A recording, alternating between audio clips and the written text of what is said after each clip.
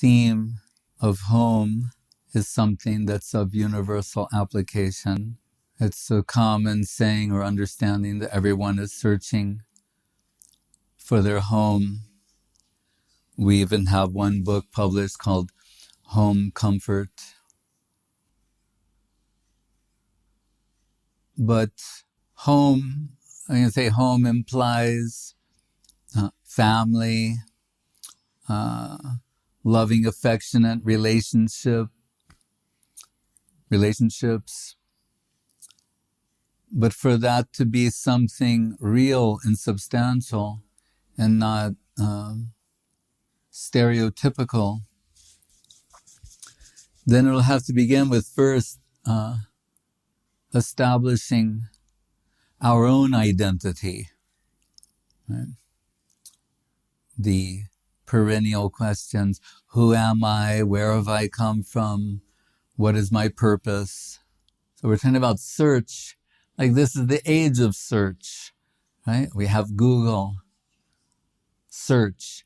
This whole age is predominated by search. Social networking. People are searching. They're searching for their counterparts. We're searching. What are we searching for?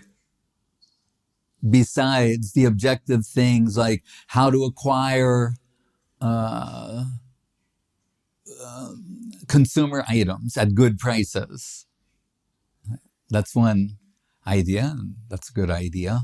It's not, but what are we really searching for? What's driving us to consume? What's driving consumption is the search for fulfillment.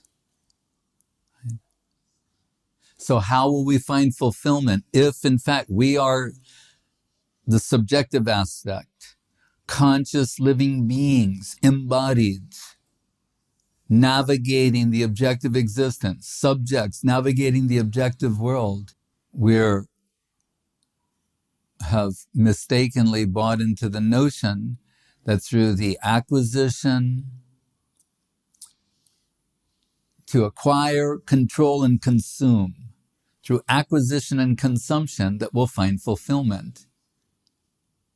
But that means for the soul subject to try and acquire, control, and consume objects is not to address its base necessity. What is the soul is searching for, right, is sweetness, love, affection. Sometimes it mistakenly thinks that I'll achieve that through consumption, acquisition, acquiring as much of the objective world as possible, and then I'll find fulfillment. Just like I've mentioned many times, through the internet, social networking, there are also sites you have like matchmaker.com. That's one, but there are many. You smile. Where the idea is, hey, let's use all this computing power to find my soulmate. Everyone's searching for their counterpart. What better way than this? The maximum amount of data, right? Like, if we share all the information that's known about us and put that in a giant database, then there'll be someone on the other side. They put their ideal criteria, find a match for me. Right? Like the old song, matchmaker, matchmaker, make me a match, find me a find, catch me a catch. Through search, through the internet. Right? It sounds like a good idea. It sounds tenable. Fill in the form, put all my ideal criteria, and then find the match in the database. Right? But then it comes again back to, what is our conception of self? Who are we and what are we substantially? So if we approach it from an exclusively scientific point of view, then we may conclude that we're carbon-based life forms, right? But I can't imagine someone